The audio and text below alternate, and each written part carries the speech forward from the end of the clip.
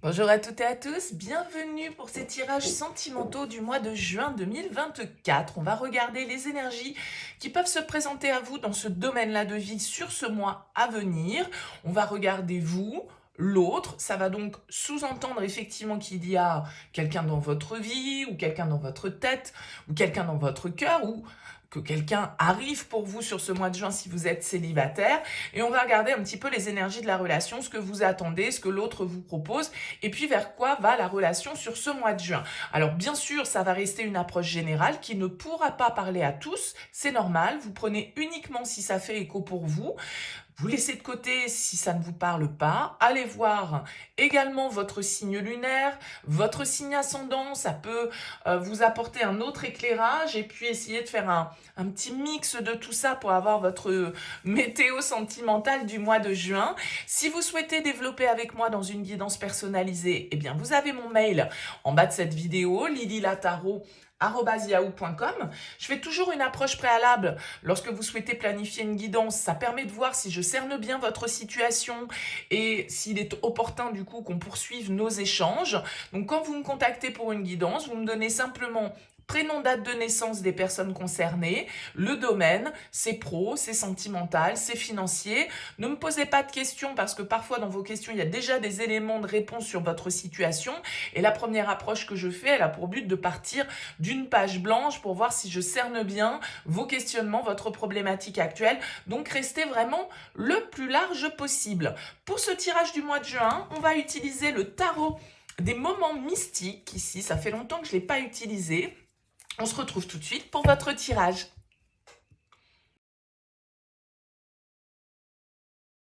Bienvenue les balances pour ce tirage sentimental du mois de juin. On regarde ici votre énergie, l'énergie de l'autre, la relation, ce que vous attendez, ce que l'autre vous propose, le défi, le conseil et vers quoi tend la relation sur ce mois de juin.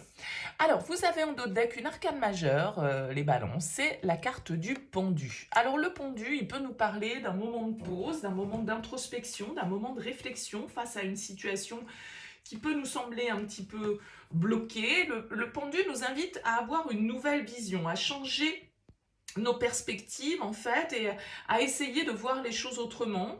Peut-être parce que vous avez l'impression qu'il y a quelque chose qui coince, qu'il y a quelque chose qui tourne pas rond, et que voilà, vous vous sentez un petit peu enfermé. Parfois, il a une position un petit peu sacrificielle et vous pouvez avoir l'impression de stagner, de ne pas avancer avec cette carte du pendu. Donc le pendu nous encourage à basculer avant presque que l'extérieur ne nous y contraigne en fait d'un certain côté, à essayer de changer un petit peu, d'ouvrir notre esprit, notre vision, une nouvelle prise de conscience qui vous permettra éventuellement d'opérer un changement. Donc on va voir les énergies de votre tirage.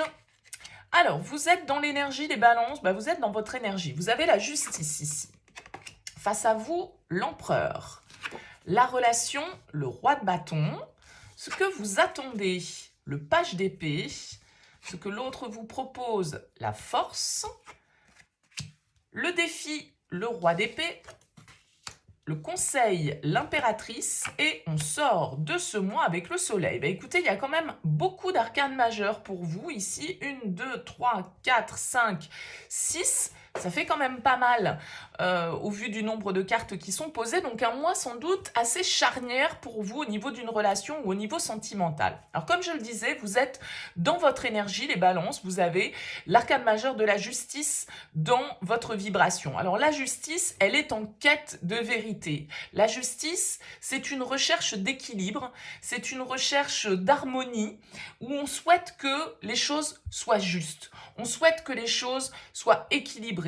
Vous êtes peut-être face à une décision importante parce que la justice, elle pose un verdict. Elle se doit d'analyser une situation, de peser le pour et le contre et d'être le plus objectif possible, d'être le plus neutre possible pour justement poser une forme de vérité qui soit la plus équitable possible. D'accord? Donc la justice, bien sûr, elle a ce côté balance, vous voyez, équilibre que l'on essaye de chercher ici, peser peut-être le pour et le contre dans une relation. On est en tout cas avec cet arcane majeur dans l'idée d'agir en fonction de ses vérités. Il y a un côté honnêteté, intégrité avec cette carte de la justice. Et chaque décision va avoir des conséquences. Donc, il y a l'idée ici comment dire, d'éviter peut-être les extrêmes et de trouver l'équilibre à l'intérieur de vous pour essayer de trouver une stabilité intérieure qui va vous guider vers la meilleure option, vers la meilleure décision, vers le meilleur positionnement possible. Vous avez face à vous quelqu'un qui est dans l'énergie de l'empereur. Alors on peut avoir un signe de feu ici, avec l'empereur, la force, le roi de bâton. On a des énergies assez intenses, assez passionnelles, assez directive aussi quand même, soyons clairs. Alors cet empereur, effectivement, lui, il est dans une démarche de sagesse, il est dans une démarche un petit peu de gouvernance. L'empereur, il a envie aussi de maîtriser ce qui se passe autour de lui. Il y a quand même une force ici qui émane de la part du partenaire, une forme d'autorité, d'intensité, de pouvoir, en fait, qui est ici. Alors, cette carte de l'empereur, c'est quand même l'empereur, quelqu'un qui sait prendre ses responsabilités, qui sait surmonter les obstacles, qui a envie de sérieux, qui a envie d'engagement.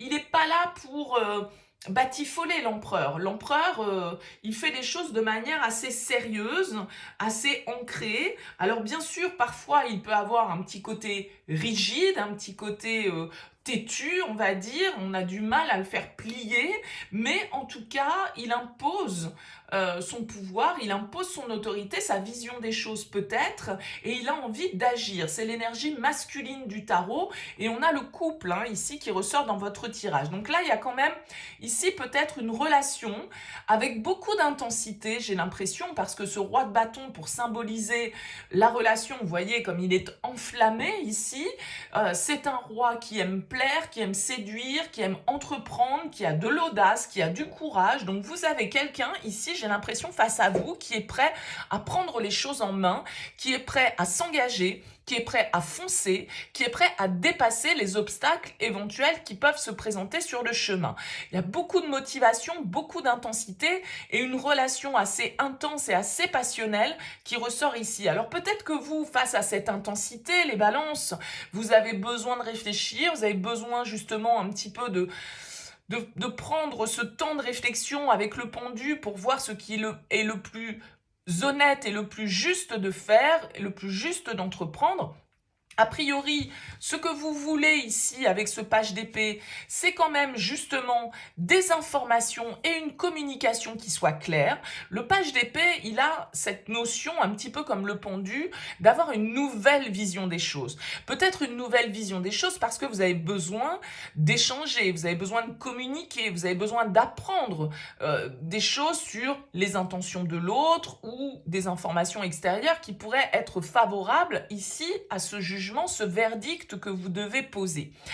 J'ai l'impression, comme je vous le disais, avec cette force qui ressort dans ce que l'autre va vous apporter, va vous offrir, la force, c'est quand même le combat. C'est quand même le courage, c'est quand même la détermination ici d'écouter ses instincts, de les maîtriser. Il y a beaucoup de maîtrise face à vous, mais une énergie masculine assez forte, donc assez dans le pouvoir, l'action et l'autorité. Mais ce n'est pas forcément une mauvaise chose.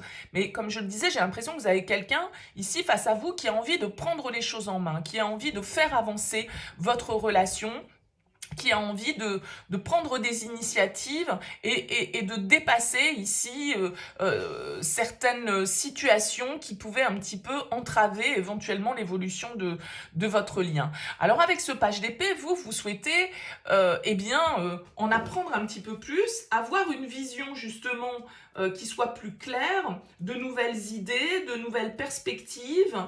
Le page d'épée, il a envie d'expansion, il a envie d'épanouissement, il a envie de passion aussi, et il est éclairé, on va dire, il a l'esprit éclairé et il développe, il élargit en fait sa vision du monde.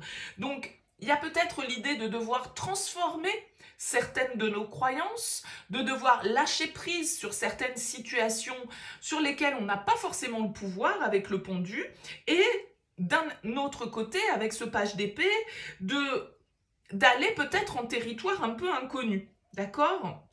Donc il y a vraiment cette recherche de découverte, cette quête d'épanouissement, et le valet d'épée encourage à se pencher sur ce qui attise notre curiosité et à faire fleurir un petit peu comme ça tous les bourgeons que vous espériez voir fleurir.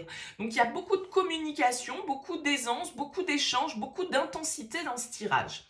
Votre défi, c'est le roi d'épée. Alors le roi d'épée en défi pour moi, ça peut être parfois le fait qu'on mise trop, on va dire, sur l'intellect, le mental, l'analyse pour tout compte fait des histoires ici qui devraient nous parler de cœur, qui devraient nous parler d'amour, qui devraient nous parler de légèreté. Et le roi d'épée, il peut avoir un petit côté destructeur parce que il n'utilise pas forcément son affect et ses émotions de manière positive. Il peut être un petit peu... Alors, je vous disais ici, il y a quand même beaucoup d'autorité et de pouvoir qui ressort. Alors peut-être trop. Peut-être trop. Vous avez peut-être quelqu'un face à vous qui est un peu trop directif, qui cherche trop à imposer sa vision des choses, qui cherche trop à mener la danse. D'accord? Ça peut tout à fait être ça. Maintenant, il y a l'idée aussi de